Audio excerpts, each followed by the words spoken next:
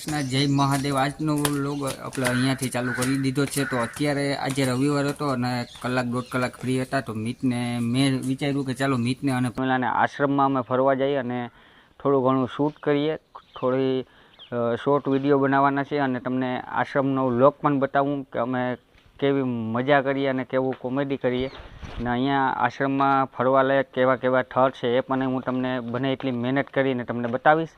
તો બસ છેલ્લે સુધી અમારો વ્લોગ જોવાનું ભૂલતા નહીં। અત્યારે આવી ગયો મિત। મિત, જય શ્રી કૃષ્ણ। આપણે ક્યાં આવ્યા અટાણે? તો તને ફરવાની મજા આવે? હા, મજા આવે ને? હાલો તો ચાલો આપણે ફરીએ।